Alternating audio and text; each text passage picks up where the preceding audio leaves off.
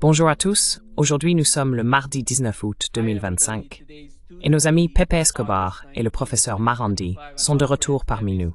Bienvenue à nouveau.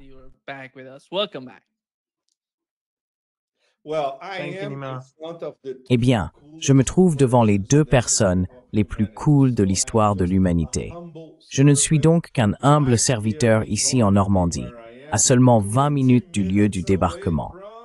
Et il n'y en aura pas d'autres, mesdames et messieurs, car cette fois-ci, les Américains ne viendront pas.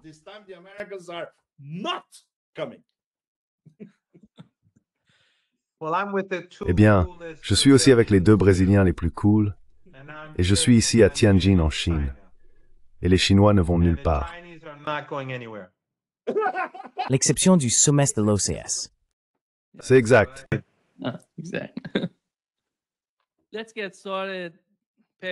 Commençons Pepe, avec toi et la rencontre entre Donald Trump et Vladimir Poutine.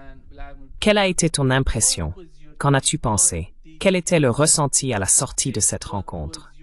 Quel a été le résultat de la réunion? Comment les médias russes la perçoivent-ils? Et comment les États-Unis en parlent-ils? Quel est ton avis?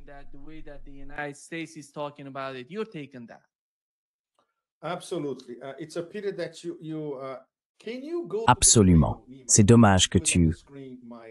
Peux-tu aller au berceau, Nima, et afficher à l'écran ma chronique qui est parue hier soir, heure de Beyrouth, je crois très tard, et cela intéressera notre public, car c'est la version concise de ce qui s'est passé en Alaska. Donc en gros, l'essentiel, et cela inclut les retours que j'ai reçus de nos contacts russes à Moscou, dont beaucoup sont très étroitement liés à la table en Alaska. Pas seulement les trois à la table, bien sûr, Poutine, Lavrov et Yuri Ushakov, mais aussi la délégation de très haut niveau qui les entourait, comprenant Siloanov, le ministre des Finances, Belousov, le ministre de la Défense, et Kirill Dmitriev, le directeur du Fonds russe d'investissement direct.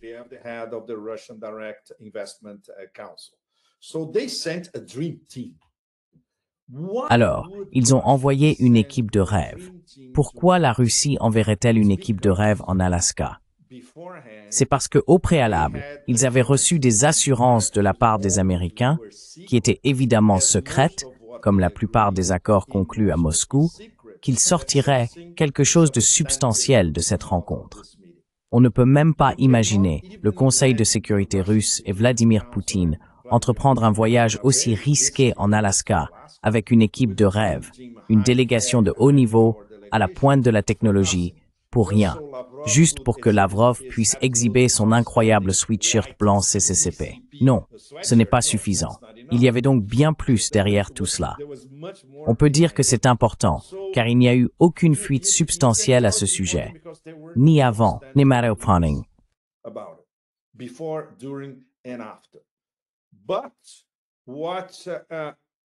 Mais ce sur quoi certaines personnes bien placées à Moscou étaient autorisées à commenter, y compris en relayant l'information à certains d'entre nous, analystes et analystes étrangers, c'est qu'apparemment Trump avait finalement compris que si les États-Unis continuaient d'armer l'Ukraine, il n'y aurait absolument aucune chance, même de commencer une négociation. C'est très très important. Et l'autre point, c'est que les deux parties semblent s'être mises d'accord sur le fait que la responsabilité de la poursuite de la guerre incombe désormais aux Européens, ou à ce que j'ai décidé d'appeler, en tenant compte de la réunion d'hier à Washington, la coalition des frustrés, ce qui est une façon bien plus joyeuse de parler de la coalition des impuissants, ce qu'ils sont essentiellement, n'est-ce pas?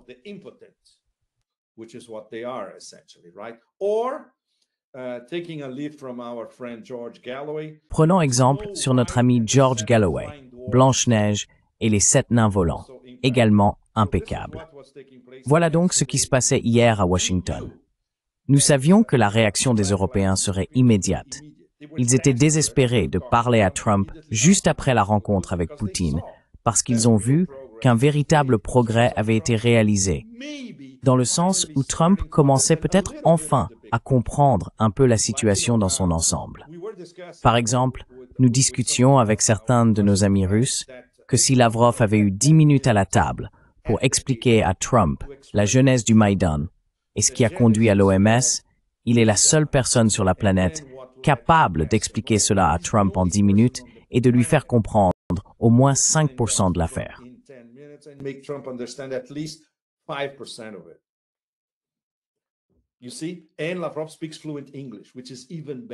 Vous voyez, et Lavrov parle couramment anglais, ce qui est encore mieux. Il pourrait expliquer cela à Trump en anglais, directement.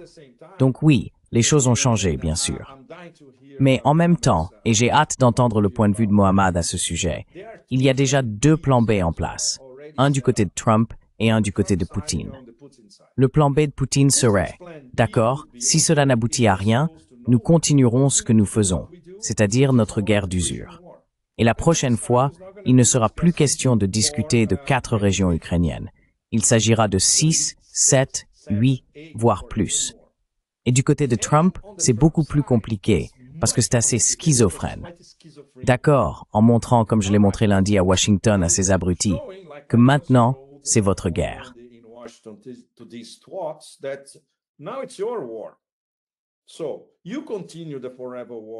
Donc, vous continuez la guerre sans fin contre la Russie, en achetant nos armes, très coûteuses, et en payant en euros que vous n'avez pas. Mais c'est votre problème, pas le mien. Et les Européens doivent en même temps armer et financer l'Ukraine. Tout le monde sait qu'ils ne peuvent pas faire les deux. S'ils essayent de faire les deux, le duo UE-OTAN s'effondrera encore plus vite qu'il ne s'effondre déjà.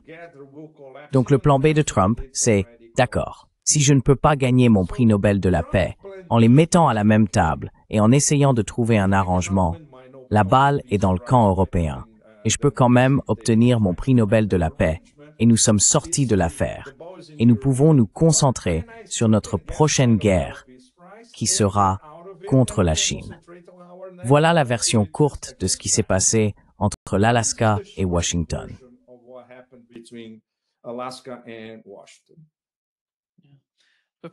Professeur Marandi, quel est votre avis sur le plan de secours ou le plan B? Au fait, comment avez-vous trouvé la réunion?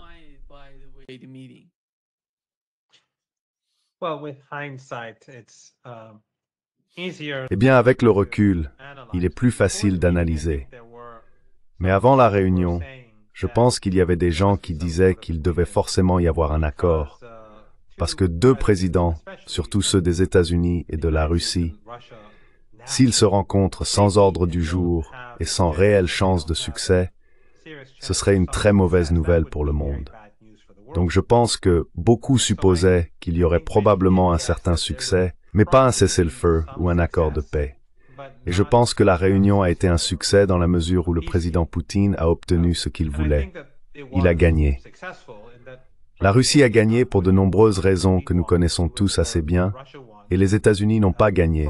Mais Trump, personnellement, je dirais probablement qu'il a gagné.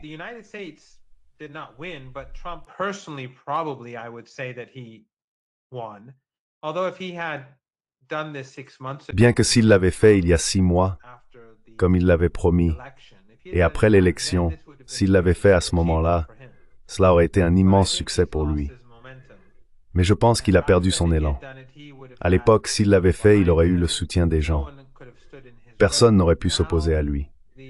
Mais maintenant, nous avons vu comment les médias, même Fox News, étaient stupéfaits, indignés et en colère à propos de la relation et de la façon dont le président Poutine était traité. Il y a 6 mois, cela ne se serait pas produit, je crois. Donc je ne suis pas sûr que ce soit vraiment un succès pour Trump. Et Trump étant le genre de personne imprévisible que nous savons tous qu'il est, il n'est pas certain qu'il ira jusqu'au bout.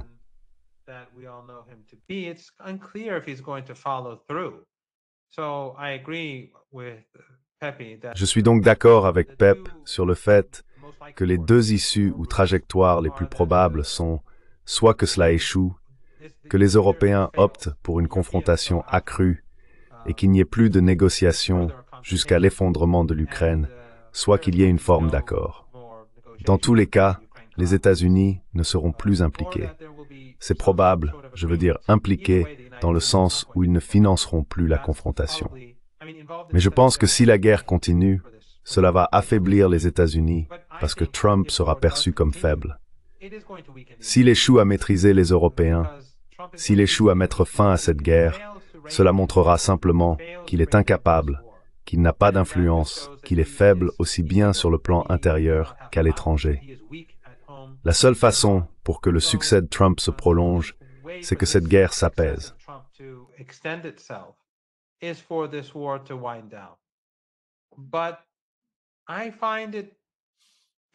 Mais je trouve très difficile que cela prenne cette direction, car les Européens conspirent contre la paix. L'État profond aux États-Unis, les néoconservateurs, et nous savons que les néoconservateurs et les sionistes sont plus ou moins les mêmes. En fait, les pères du mouvement néoconservateur sont des sionistes. Ils sont donc déterminés à pousser cette guerre. Si Trump ne fait pas preuve de fermeté, je vois cette guerre continuer, et alors les Russes vont avancer. Soit Trump admettra l'échec à un moment où les dossiers Epstein seront discutés et où le Congrès et le Sénat se réuniront à nouveau. Cela va devenir un gros problème. À mon avis, la situation va rapidement se dégrader pour Trump.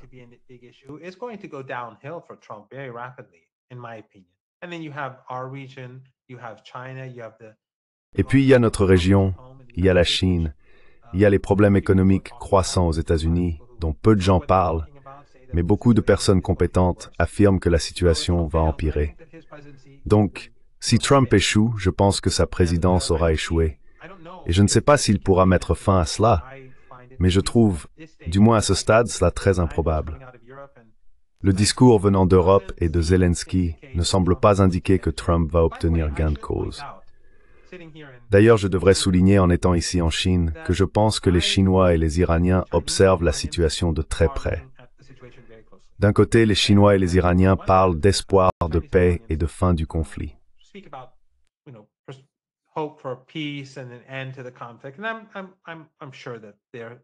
Et je suis sûr qu'ils sont, enfin, j'espère que tout le monde est sincère dans sa volonté de paix et de mettre fin à l'effusion de sang. Je pense que les Iraniens le sont. Je ne connais pas très bien les Chinois, mais je suis assez certain que, enfin, je sais que les Iraniens et les Chinois s'inquiètent de la possibilité d'un rapprochement entre les États-Unis et la Russie. Bien qu'en même temps, je ne pense pas que les ponts que Trump et Poutine essayent peut-être de construire seront érigés si facilement, ni qu'ils pourront vraiment aller très loin, car les États-Unis excellent à imposer des sanctions, mais ils sont très mauvais pour les lever. Et je ne pense pas que la normalisation avec la Russie sera facile du tout.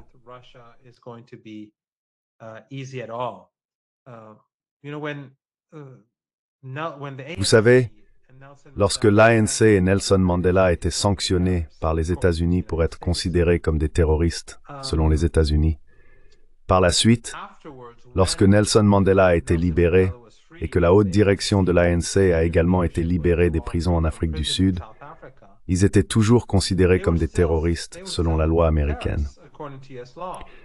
Et puis lorsque le président Mandela est arrivé au pouvoir et que l'ANC a pris le pouvoir, ils étaient encore considérés comme des terroristes. Ce n'est que des années après la retraite politique du président Mandela que l'ANC et lui ont été retirés du régime de sanctions ou de l'appareil de sanctions à Washington. Donc je ne pense pas qu'il y aura ce genre de rapprochement entre la Russie et les États-Unis, surtout puisque la Russie est méprisée par l'establishment politique. Mais les Iraniens et les Chinois observent, je pense, avec une certaine inquiétude. Mais comme je l'ai dit, je suis assez sceptique quant à la portée de tout cela.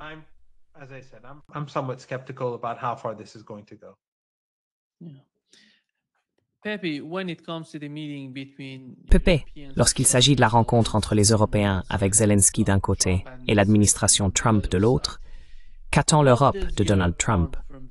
Il parle de garantie de sécurité. Ils évoquent même, Merz parlait d'un cessez-le-feu. Il insistait sur un cessez-le-feu. Je ne le vois pas, car Donald Trump n'a pas parlé de cessez-le-feu. On dirait qu'il a en quelque sorte oublié ce qu'il demandait auparavant.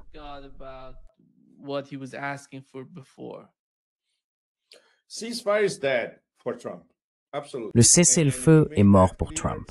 Absolument. Et il l'a clairement indiqué depuis vendredi. Dans l'un de ses messages sur Truth Social, probablement le plus significatif après la réunion, il a dit non. Un cessez-le-feu peut être rompu par les deux parties. Nous devrions aller directement vers un accord de paix, en majuscule comme il l'a écrit. Donc, dans son esprit, il a déjà pris sa décision. Pas de cessez-le-feu. Évidemment, on peut imaginer la coalition des faucons, en particulier Merz. Ils ont complètement paniqué parce qu'ils poussaient pour le cessez-le-feu depuis des semaines, voire des mois, n'est-ce pas? C'est fini. C'est terminé. Alors, que fait l'Europe maintenant? Ils n'ont rien. Ils n'ont pas d'armes. Ils n'ont pas d'argent.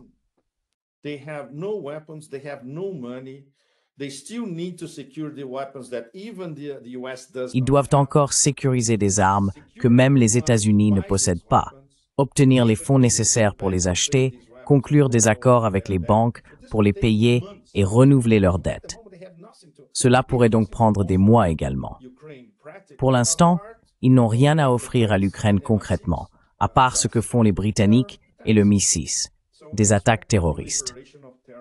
Attendez-vous donc à une prolifération d'attentats organisés par le MI6 dans les prochaines semaines, et si cela se confirme, dans les prochains mois.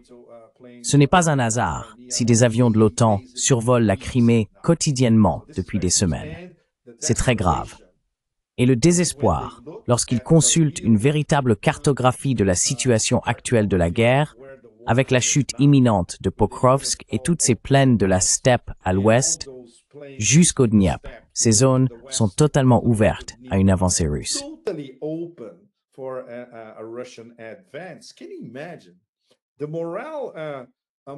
Vous vous rendez compte? Le moral des forces armées ukrainiennes est déjà au plus bas depuis 3 ans, et celui de l'OTAN aussi, car ils n'ont absolument rien pour riposter. C'est aux Russes de décider. Lançons-nous une blitzkrieg? Continuons-nous à jouer les caméléons? Continuons-nous à prendre un village par semaine? La balle est dans le camp russe. Ils peuvent faire tout ce qu'ils veulent pendant l'été, et le front pourrait s'effondrer complètement d'ici 1 à 2 mois. C'est vraiment la coalition des impuissants. On peut en plaisanter, mais c'est une définition parfaitement appropriée. La défaite stratégique leur fait maintenant face, comme l'abîme nietzschéen. Je regarde l'abîme, et l'abîme me regarde en retour.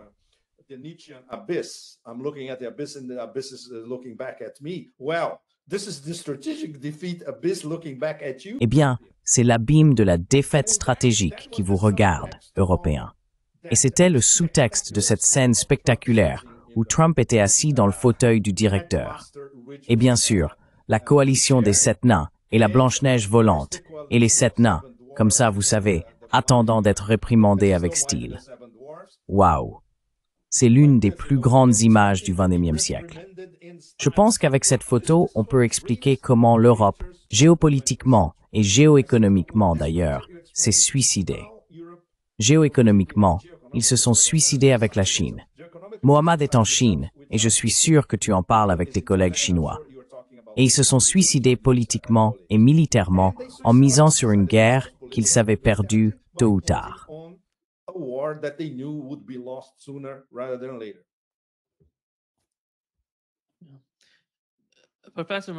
Professeur Marandi, vous regardez les Européens. Ils parlent de leurs alliés européens. Voyez-vous des alliés sur cette image, dans ces images qu'ils ont montrées?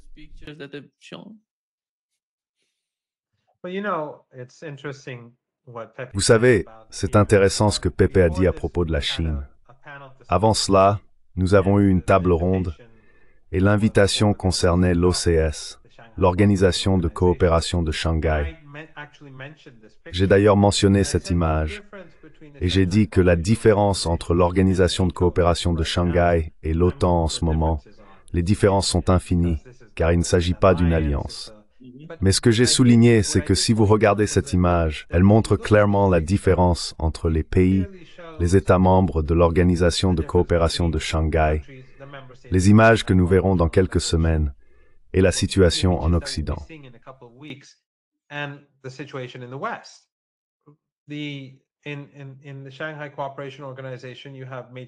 Au sein de l'Organisation de coopération de Shanghai, vous avez des grandes puissances, des puissances régionales et d'autres pays. Ils seront tous assis autour de la table et ils auront tous un statut égal à cette table. Pourtant, en Occident, vous avez ce maître d'école, comme l'a dit Pepe, et ces laquais assis de l'autre côté du bureau. Et c'est essentiellement la situation actuelle. L'Occident est devenu une entité où le maître d'école, c'est Trump. La personne raisonnable en ce moment, c'est Trump. Imaginez à quel point la situation est folle quand c'est lui, la voix de la raison. Et puis il y a ces imbéciles qui ne vont faire qu'aggraver leur situation. Mais il est intéressant de noter qu'ils sont allés là-bas pour essayer de pousser Trump à reconsidérer, à continuer comme si de rien n'était.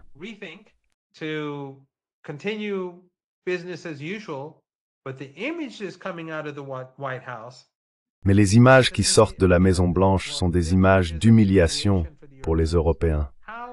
Pourquoi l'Iran devrait-il prendre les Européens au sérieux à l'avenir lorsqu'ils sont assis ainsi? Je veux dire, je ne sais pas si vous vous souvenez, mais je crois que c'était le président de la Serbie qui, lors du premier mandat de Trump, s'est rendu dans le bureau ovale et ils l'ont forcé à s'asseoir devant Trump, à côté de lui. Et c'était très humiliant. Mais maintenant, on voit tous ces dirigeants européens et Zelensky assis d'un côté de la table. Le fait qu'ils acceptent une telle situation montre à quel point ils sont faibles, désespérés et inefficaces. Alors pourquoi l'Iran? Pourquoi la Russie? Pourquoi la Chine? Pourquoi n'importe quelle puissance mondiale?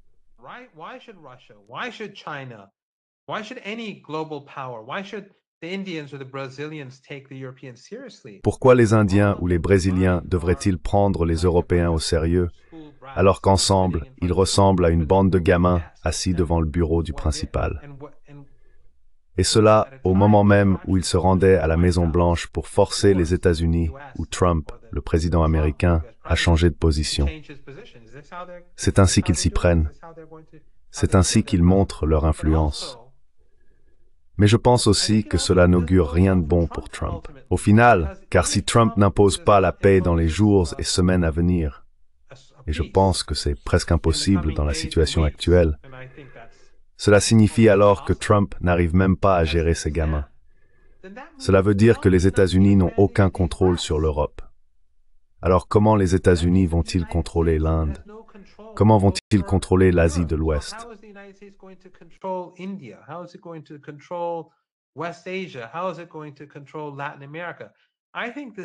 Comment va-t-il contrôler l'Amérique latine?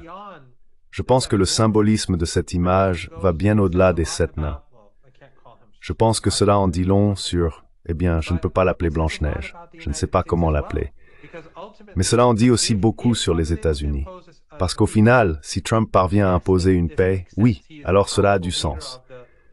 Il est le leader puissant des nains, et l'hégémonie américaine signifie encore quelque chose.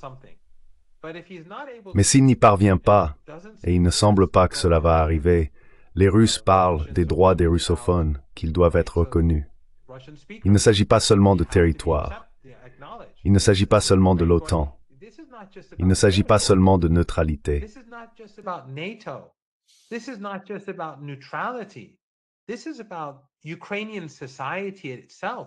Il s'agit de la société ukrainienne elle-même et de la façon dont elle va fonctionner demain. La langue russe est interdite. Est-ce que quelqu'un pense sérieusement que c'est, vous savez, ces nouveaux nazis ou ces fascistes ou ces extrémistes de droite, peu importe comment on les appelle, vont perdre du territoire et qui vont aussi perdre leur domination sur les russophones? Je ne vois pas cela arriver sans une guerre civile à l'intérieur même de l'Ukraine. Donc, à mon avis, cela va affaiblir à la fois Trump et les Européens. Les Européens, bien sûr, plus que les États-Unis. Mais je pense que si Trump n'obtient pas ce qu'il veut, s'il n'arrive pas à instaurer la paix, alors les États-Unis en sortiront affaiblis.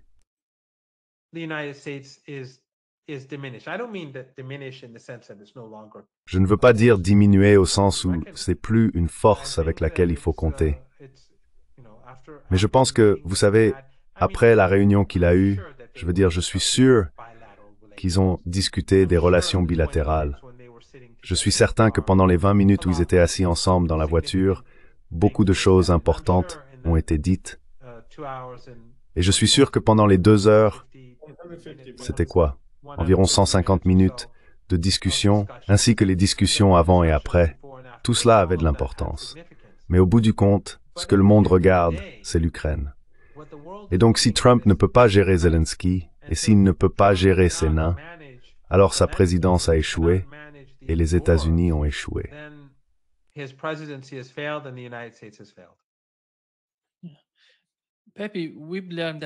Pepe, nous avons appris que pendant la réunion, Donald Trump a appelé Vladimir Poutine. Ils ont parlé pendant 40 minutes, apparemment. Tout comme aujourd'hui, lors de la réunion entre Trump et les Européens. Tu vois, soudainement, je ne sais pas ce qui s'est passé pendant la réunion. Il a dit qu'il n'avait pas appelé Poutine pendant la réunion. Était-ce après la réunion? Il affirme que c'était après la réunion. Nous n'avons pas encore d'informations concluantes à ce sujet. Oui, mais quel est le point crucial concernant l'Ukraine? Le professeur Marandi a évoqué la complexité de la situation en Ukraine. Juste une chose. Juste une chose avant que tu continues. Tu peux imaginer? Je veux dire, je pense que c'est probablement vrai que c'est arrivé après la réunion. Mais tu peux imaginer ces gamins, ces écoliers, assis à attendre pendant 40 minutes que Trump revienne dans la salle?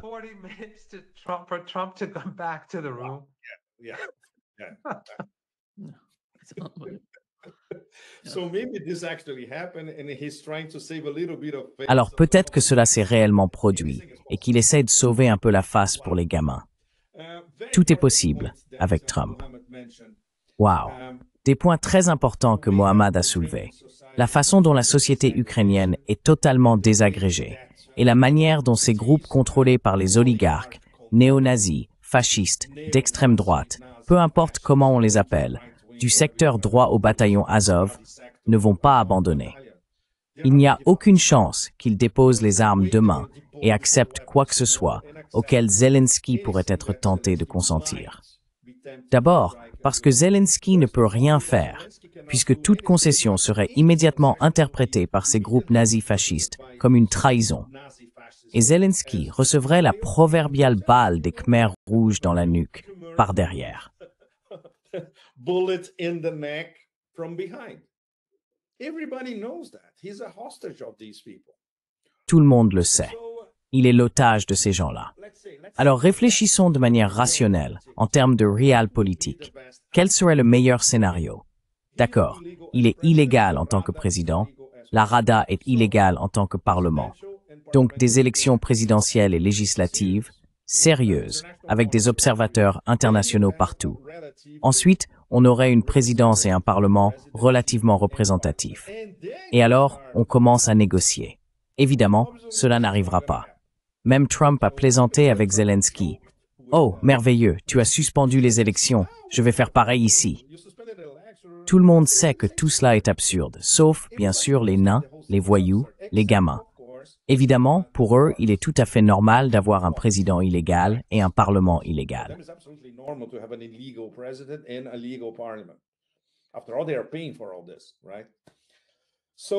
Après tout, ce sont eux qui paient pour tout cela, non? Voilà donc la désagrégation du côté ukrainien.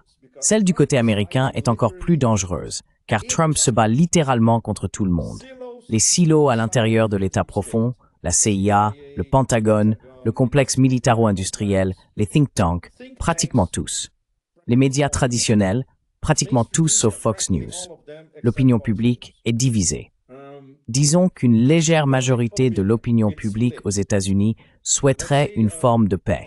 Mais au moins 40% n'en veulent pas, car ils croient réellement à tout ce que les démocrates vendaient il y a encore 6 mois, et les Européens aussi.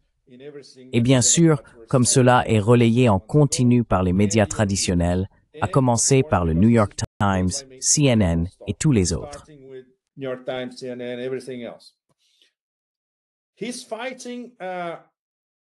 Il s'attaque aux véritables détenteurs du pouvoir aux États-Unis, car il n'accepterait jamais une telle chose, même s'il essaie de la présenter comme une porte de sortie pour l'État profond, et non pour le complexe militaro-industriel, puisque celui-ci continuerait à engranger des profits en euros.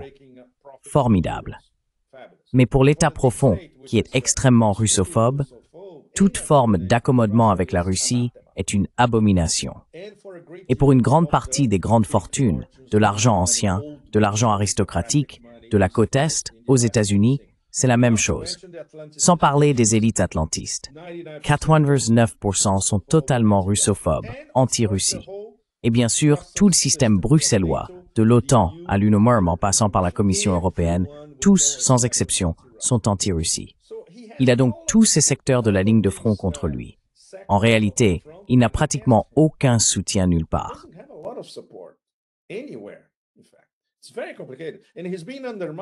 C'est très compliqué. Et il a été sapé même au sein de son propre gouvernement. Le petit Marco Rubio est un néoconservateur ridicule. Il doit suivre la ligne de son maître, mais seulement jusqu'à un certain point. Très compliqué. Son négociateur avec l'Ukraine, le général Kellogg, ne mérite même pas d'être pris au sérieux. Donc c'est très compliqué, même dans son entourage. Alors, quels sont les deux seuls axes qu'il voit pour sortir de tout ce drame? Premièrement, je veux obtenir mon prix Nobel de la paix. Et ce n'est pas une blague, il prend ça très au sérieux, surtout parce que c'est une compétition directe avec Obama, qui a effectivement reçu un prix Nobel de la paix. Et deuxièmement, je veux faire des affaires en Russie.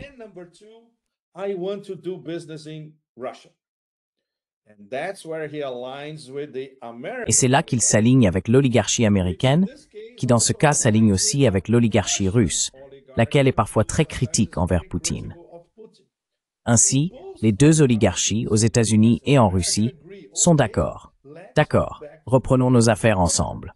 On pourrait commencer par le projet Sakhalin 1, par exemple. ExxonMobil a dû partir à cause des sanctions. Ils ont perdu, je crois, plus de 4 milliards de dollars qu'ils veulent récupérer. Ils veulent revenir. Et les autres membres du consortium, une entreprise indienne, si je ne me trompe pas, et une entreprise japonaise, sont restés aux côtés de Rosneft. Seuls les Américains sont partis. Les Américains veulent maintenant revenir.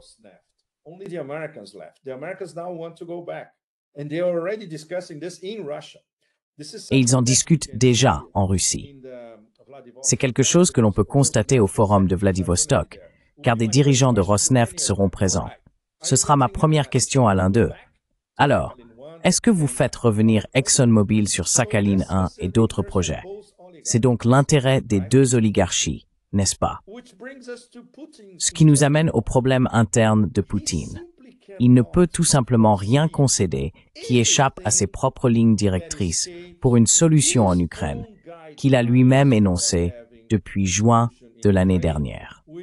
Donc, tout le monde en Russie connaît ces lignes directrices, et tous ceux qui, à l'extérieur de la Russie, les ont étudiées aussi.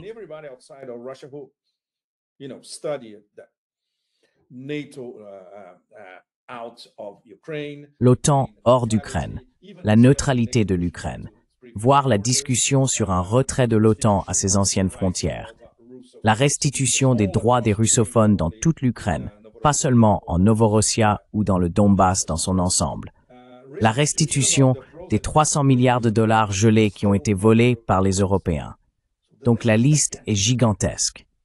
Je ne vois nulle part, et Mohammad l'a déjà dit, qu'il soit possible de suivre ces lignes directrices. Et il n'y a aucun moyen pour Trump de vendre ces lignes directrices, non seulement à Kiev, mais aussi aux 7 guerres. Sans parler de l'OTAN. Même sa politique envers l'OTAN est schizophrène. Non, je veux que nous dirigions l'OTAN de l'arrière, mais en même temps, les Européens vont être dans l'OTAN à combattre la Russie. C'est une schizophrénie totale. Et ce n'est irréconciliable.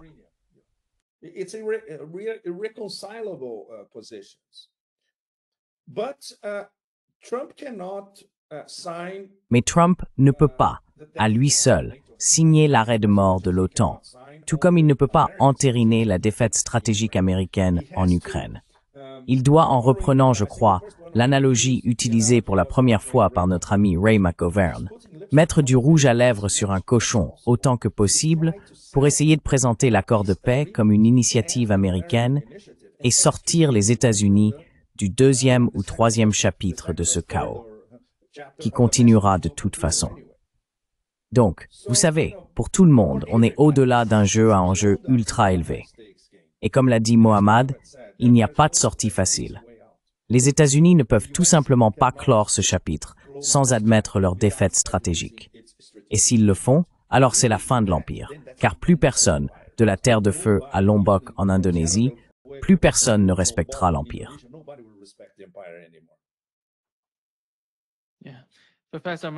Oui, professeur Marandi, pensez-vous que l'administration Trump ait la capacité d'accepter cela ou de le présenter d'une manière différente qui leur permettrait d'en sortir, en donnant l'impression d'une victoire de leur part?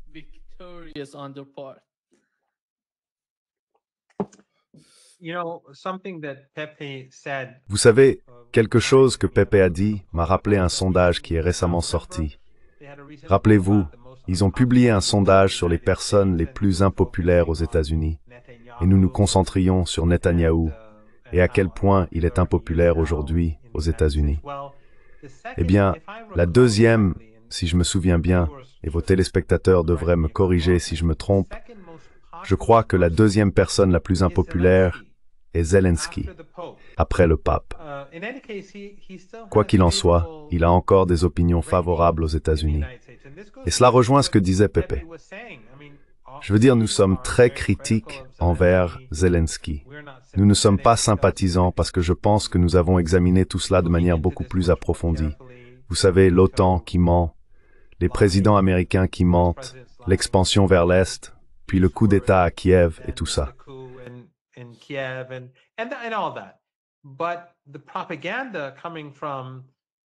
Mais la propagande provenant des médias traditionnels et des médias alternatifs qui sont en réalité traditionnels, car il existe un nouveau phénomène aux États-Unis et en Occident, où l'on voit ces médias alternatifs très influents. Ils ne sont en fait pas alternatifs et ils ont beaucoup d'influence. Ce sont donc essentiellement les néoconservateurs en ligne et les sionistes en ligne. Mais quoi qu'il en soit, Zelensky a encore du poids auprès des Américains ordinaires, selon ces sondages. Donc, si l'Ukraine tombe et que Trump est perçu comme celui qui a coupé les vivres, il en portera aussi la responsabilité. Certains diront, oui, il fallait mettre fin à la guerre, mais il avait promis un accord de paix.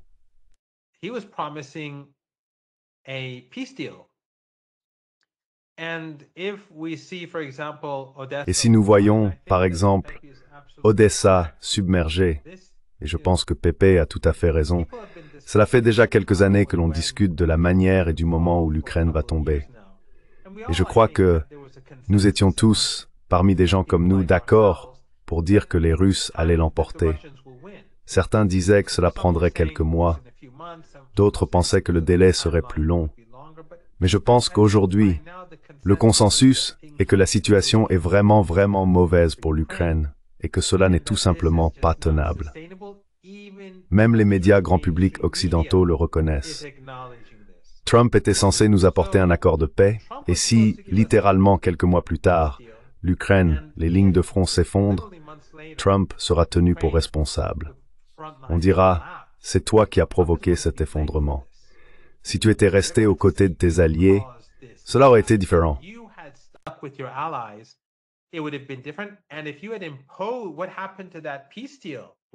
Et si vous aviez imposé, qu'est-il arrivé à cet accord de paix? Pourquoi n'avez-vous pas réussi à imposer un accord de paix? Cela va le hanter à l'avenir. Et puis, je ne sais pas si vous avez... Je n'ai pas vu le livre, mais il y a un nouveau livre qui vient de sortir sur le prince Andrew du Royaume-Uni.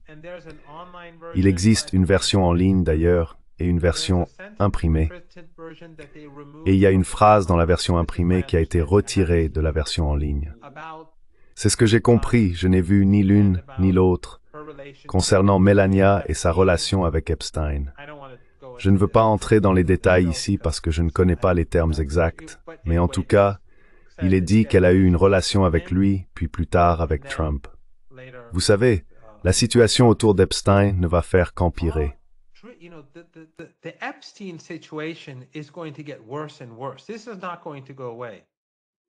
Cela ne va pas disparaître. Et le génocide à Gaza, ainsi que la guerre commerciale, aucun de ces sujets ne va bien se passer pour Trump. Aucun d'eux ne va se terminer. La seule chose qu'il avait en sa faveur, ou qu'il pourrait potentiellement avoir, c'est sa relation avec la Russie. Donc l'image est excellente. Je n'aime pas Trump, mais il faut admettre que cela lui a donné une bonne image. Ce n'était peut-être pas positif pour les États-Unis, car c'était une défaite pour les États-Unis. Quand la Russie gagne, cela signifie que l'Occident a perdu. Mais pour lui, je pense que c'était positif parce qu'il s'est présenté comme le faiseur de paix. Maintenant, nous avons notre opinion sur le fait qu'il soit ou non un faiseur de paix, mais ce n'est pas la question.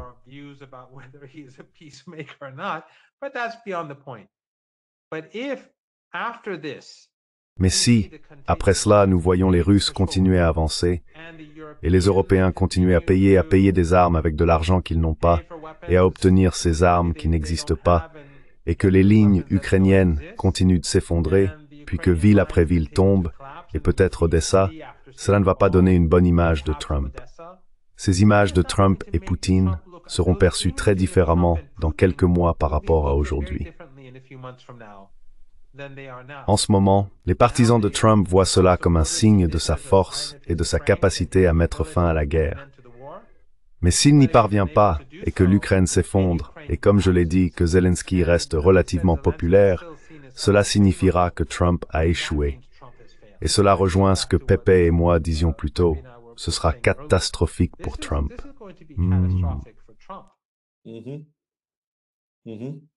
Oui. Oui, Pepe. Il semble que l'élan dont parle le professeur Marandi soit vraiment important.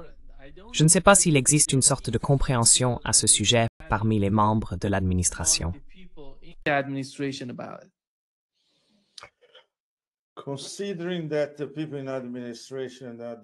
Étant donné que parmi les membres de l'administration, la médiocrité règne, je ne suis pas sûr qu'ils comprennent. Et surtout, il y a dans une certaine mesure des cinquièmes colonnes comme Marco Rubio. Marco Rubio joue un jeu néoconservateur. Il est à l'intérieur de l'administration, mais il reste un néoconservateur. Très compliqué. Les personnes qui ont essentiellement convaincu Trump de lancer la guerre tarifaire contre la Chine étaient également très médiocres. Donc, si nous nous plaignons de Blinken et Sullivan, l'administration précédente, waouh! Qu'avons-nous maintenant? C'est aussi médiocre qu'avant. C'est du lourd.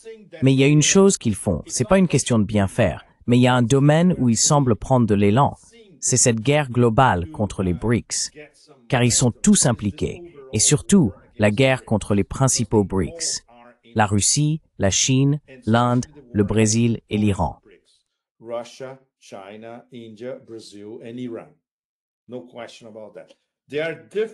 Aucun doute là-dessus. Il existe différents niveaux dans la guerre hybride. Dans le cas de l'Iran, je pense que c'est le cas le plus critique, car il s'agit d'une guerre hybride qui est devenue chaude et qui peut redevenir chaude à tout moment. Et bien sûr, c'est une guerre qui dure depuis plus de 40 ans. Le cas de la Chine est essentiellement une guerre tarifaire, du moins pour l'instant. Bien sûr, il y a aussi la guerre technologique. Mais les Américains observent la Chine sur le plan technologique. Et lorsqu'ils voient ce que la Chine a accompli, surtout depuis le lancement du programme Made in China 2025, il y a seulement 10 ans, ils constatent qu'elle a réalisé, 70 à 80% de ce qu'elle voulait accomplir il y a 10 ans. C'est stupéfiant. Donc, ils ne sous-estiment pas la Chine sur le plan technologique.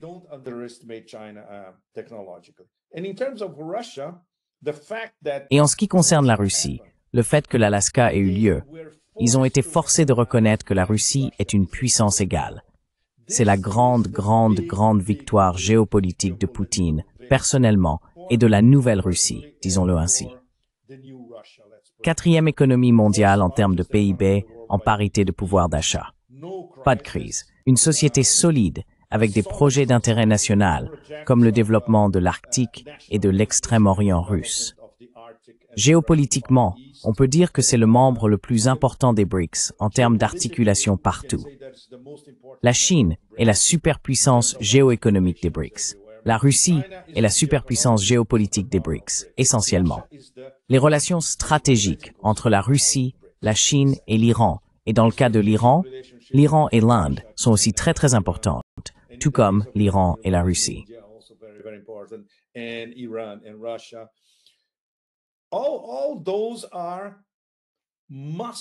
Tout cela constitue des démonstrations magistrales de la puissance russe ces dernières semaines. Et bien sûr, leur résilience dans la guerre que mène l'Occident collectif contre eux. L'Occident collectif a tout lancé contre la Russie. Les Russes ont encaissé le choc. Et regardez où nous en sommes maintenant, au bord d'une victoire stratégique majeure contre l'Occident collectif. Tout cela montre donc la Russie comme une superpuissance à part entière. Et les Américains ont dû le reconnaître, même si, évidemment, l'État profond ne le reconnaîtra jamais. Mais Trump, dans ce cas précis, a été assez malin pour le reconnaître, mais à sa manière très trumpienne. D'accord, je le reconnais, mais je veux en tirer profit. Je veux ma part du gâteau. Ce qui, encore une fois, nous ramène aux oligarques américains qui refont des affaires avec les oligarques russes.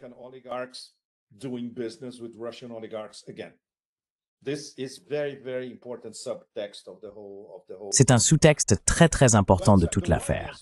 Mais la guerre contre les BRICS, disons que Trump et Poutine ont obtenu un répit en Alaska en ce qui concerne l'absence de nouvelles sanctions contre les acheteurs d'énergie russes.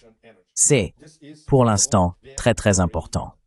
Mais les différents niveaux de guerre hybride contre en particulier ces 5 principaux BRICS vont se poursuivre et empirer considérablement. Et dans le cas de l'Iran, nous devrions tous être très inquiets. Cela peut devenir bien pire. Au fait, j'ai une question pour toi, Mohammad. Si tu peux, même brièvement. Quelle est cette idée iranienne d'un corridor entre le golfe Persique et la mer Noire, en concurrence avec le corridor de Zangezur, américain, détenu par Trump? Tu as lu dans mes pensées, Pep. D'accord, donc j'ai lu dans tes pensées, Nima. Vas-y, explique-nous ce nouvel accord iranien.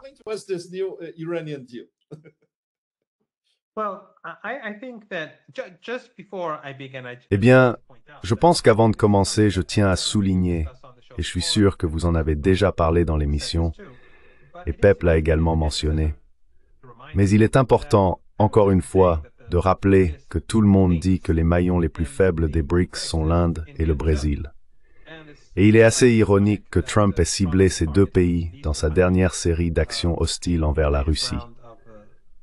Bien sûr, certains disent qu'une des raisons, une des motivations qui l'ont poussé à parler avec Poutine, c'est qu'il pensait que s'il devait imposer des droits de douane à l'Inde en particulier, et peut-être aussi à la Chine et au Brésil, cela aurait été catastrophique pour les États-Unis. C'est possible, même si je ne suis pas certain que Trump soit vraiment aussi prévoyant. Mais il est intéressant de constater qu'avec les BRICS, ce que Trump a fait, c'est qu'il a en quelque sorte renforcé Poutine.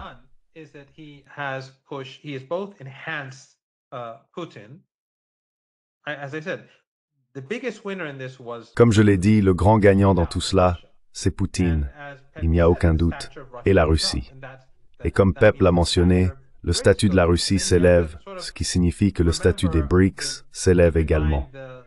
Il faut alors garder en tête l'image des 7 garnements et de Trump. L'Occident décline, la Russie progresse, et donc les BRICS aussi. Ensuite, l'Inde et le Brésil se sont rapprochés des BRICS. Maintenant, je ne sais pas combien de temps ça va durer, ni à quel point ce rapprochement est profond, mais mon collègue indien sur notre panel, je lui ai posé la question aujourd'hui, et il a dit que de toute façon, cela provoque un changement en Inde, car ils ne feront plus confiance aux États-Unis. Ils avaient cultivé une bonne relation avec les États-Unis, et cela a causé des dommages irréversibles. Encore une fois, il se peut que ces sanctions ne soient pas imposées.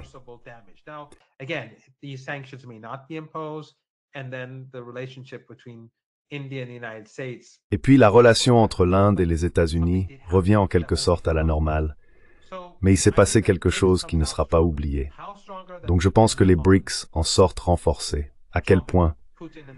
Cela dépend de Trump et de Poutine et de leurs relations, et de savoir si Trump impose ses sanctions ou ses tarifs douaniers qui sont des sanctions.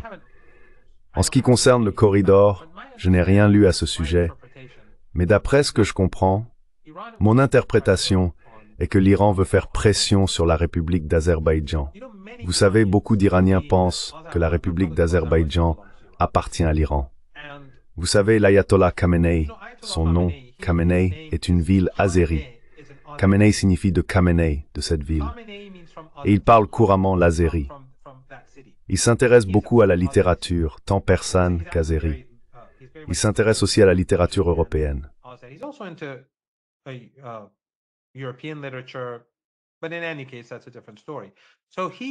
Mais de toute façon, c'est une autre histoire. Donc il est azéri. Marandi, mon propre nom de famille, Marand est une ville près de Tabriz, en Azerbaïdjan iranien. Marandi signifie de Marande. Le président vient de Tabriz. Ainsi, dans la République d'Azerbaïdjan, il y a moins de locuteurs azéris qu'en Iran. Beaucoup moins. Et beaucoup de gens en Iran n'aiment pas, bien sûr, le dirigeant de la République d'Azerbaïdjan, ni le fait qu'il collabore avec le régime israélien contre l'Iran. Et Erdogan, qui a utilisé des takfiris, vous savez, des wahhabites, Daesh, Al-Qaïda.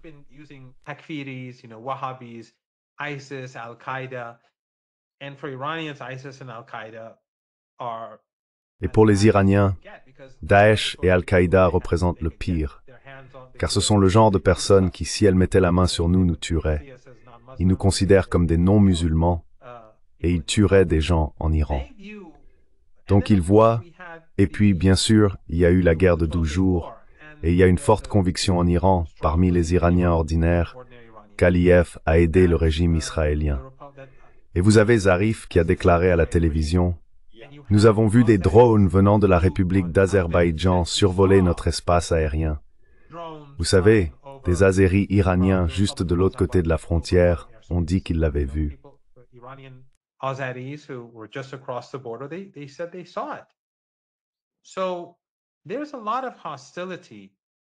Il y a donc beaucoup d'hostilité, ou du moins beaucoup de mécontentement, c'est le moins qu'on puisse dire, à l'égard d'Aliyev et de la République d'Azerbaïdjan en Iran.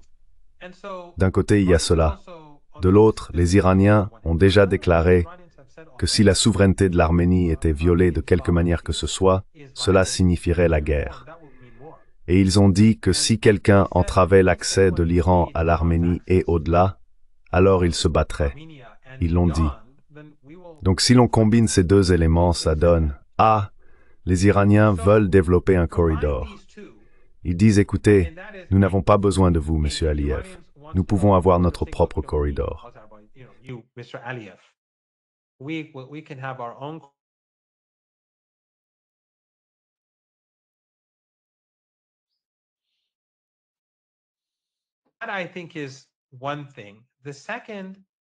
Je pense que c'est une première chose. La seconde, bien sûr, c'est que, en construisant ce corridor, ils disent en gros que si quelqu'un bloque notre corridor, cela signifie qu'il s'oppose à nous. Donc je pense qu'il s'agit de deux choses en même temps. Et il faut aussi garder à l'esprit que la relation entre Aliyev et la Russie n'est pas très bonne. Nous avons vu les Russes mener des frappes contre ses actifs en Ukraine, ainsi que l'arrestation de nombreuses personnes affiliées au milieu criminel en Russie, qui sont originaires de la République d'Azerbaïdjan. Donc je pense que l'Iran profite de cette occasion pour exercer une pression supplémentaire.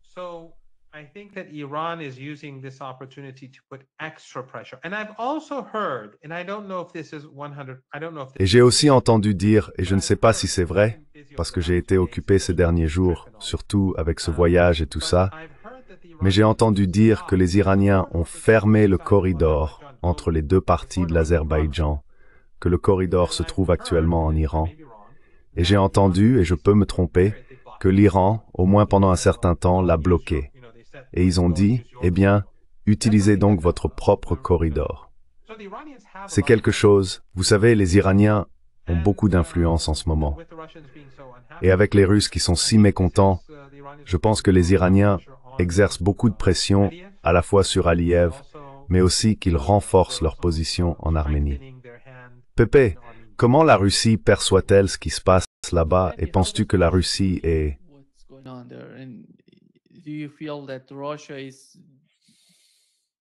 D'une manière ou d'une autre, ont-ils une quelconque grande stratégie pour le Caucase du Sud?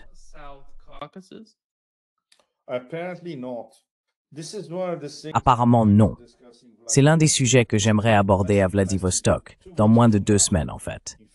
Nous n'avons rien entendu de précis de la part de Moscou concernant le Zangezur, à part les habituelles formules diplomatiques. C'est bien que l'Arménie et l'Azerbaïdjan soient en paix, mais ce n'est pas vraiment la paix, surtout lorsque les Américains interviennent directement. Mais pour l'instant, les Russes gardent leurs cartes très près de leur poitrine et ne disent rien. Je suis sûr qu'il y a beaucoup de mouvements en coulisses, cela ne fait aucun doute. Mais on ne découvre ces choses que lorsqu'on est en Russie et qu'on parle avec des Russes en Russie.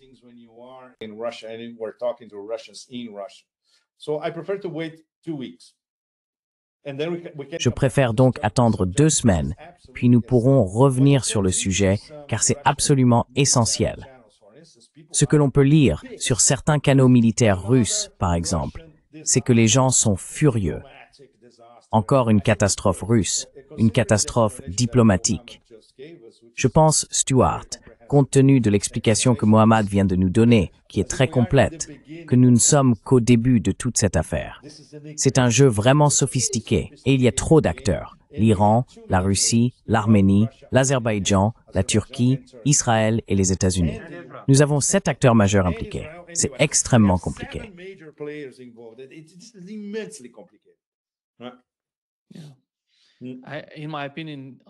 À mon avis, l'Azerbaïdjan pourrait tout simplement devenir, dans une certaine mesure, une nouvelle Géorgie ou une nouvelle Ukraine. Parce que s'ils suivent cette voie, comme l'a mentionné le professeur Marandi, il ne se passe rien de bon non plus entre l'Azerbaïdjan et la Russie.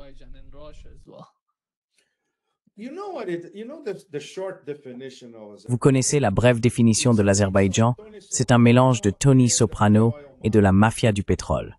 Tony Soprano, ce serait la famille Aliyev, et la mafia du pétrole, c'est BP. Ces deux-là contrôlent tout en Azerbaïdjan. C'est sordide, c'est vraiment, vraiment sordide. Et ils sont également impliqués en Ukraine. Bien sûr, SOCAR et leur compagnie pétrolière nationale, ils ont des terminaux à Odessa. C'est très très sérieux.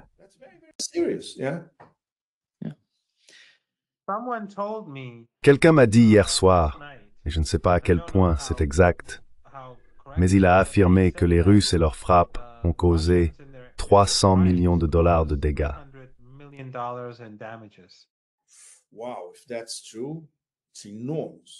Waouh, si c'est vrai, c'est énorme. Cela donne une idée de l'ensemble du spectre de la collaboration directe. Ouais. Merci beaucoup. Je pense que nous pouvons conclure pour l'instant. C'est un immense plaisir. Je suis en face des 2 personnes les plus cool du monde et je voudrais avoir plus de temps. Et je suis avec les 2 Brésiliens les plus cool.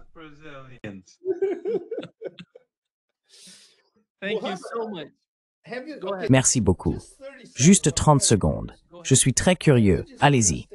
Avez-vous discuté de quelque chose de précis avec vos collègues à propos de l'OCS à Tianjin concernant le fait que l'OCS pourrait bénéficier d'un élan similaire à celui des BRICS à partir de maintenant?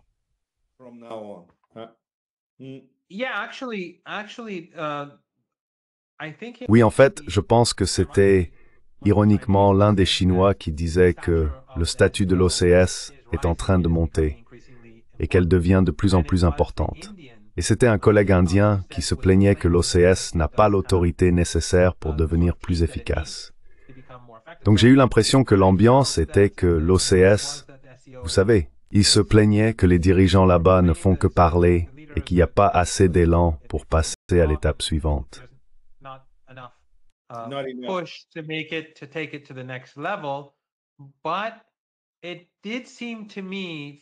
Mais il m'a semblé, d'après ce que j'entendais de la part de ses collègues, qu'ils souhaitent vraiment que l'OCS passe à la vitesse supérieure. Et même s'il y a des limites à ce que l'OCS peut accomplir, je veux dire, sa structure même rend difficile le fait d'aller au-delà d'un certain point. J'ai d'ailleurs moi-même évoqué ce sujet. J'ai dit, vous savez, l'Union européenne, l'une des raisons pour lesquelles elle a vu le jour, c'est qu'après la Seconde Guerre mondiale, les Européens n'arrêtaient pas de s'entretuer. Ils étaient constamment en guerre. C'est pour cela qu'il y a autant de petits pays avec toutes ces langues différentes.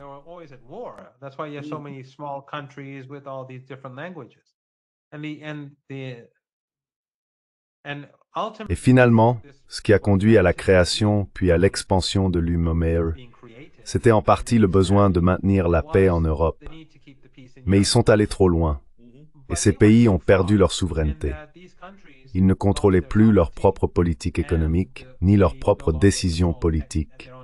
Vous savez, ils ont perdu leur souveraineté, et Bruxelles est devenue le centre du pouvoir, même si ce sont des bureaucrates non élus.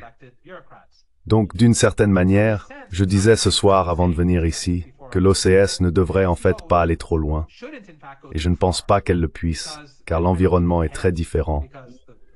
Les circonstances sont complètement différentes. Mais dans une certaine mesure, le simple fait qu'elle ait cette structure est une bonne chose. Et quand la réunion aura lieu, une chose que je tweeterai probablement, c'est qu'en mettant de côté l'image des 7 nains, il y aura une photo des dirigeants de l'OCS assis ensemble autour d'une table.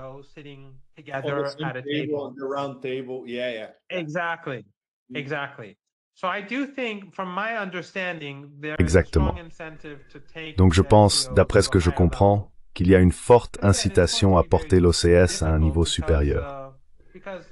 Mais encore une fois, ça va être très difficile car l'Inde a son propre agenda, la Chine en a un autre, les Russes ont le leur et les Iraniens aussi. Mais je pense qu'un autre point abordé aujourd'hui était que l'OCS devrait également aller au-delà de la sécurité exactement et traiter des questions économiques. Et l'une des raisons pour lesquelles la réunion se tient ici à Tianjin, c'est parce qu'il y a, comme vous le savez, un port très important, et c'est là que la discussion a eu lieu, pour souligner l'importance économique de la réunion de l'OCS. En d'autres termes, le fait d'être à Tianjin était symbolique de la connectivité économique, en plus de la sécurité.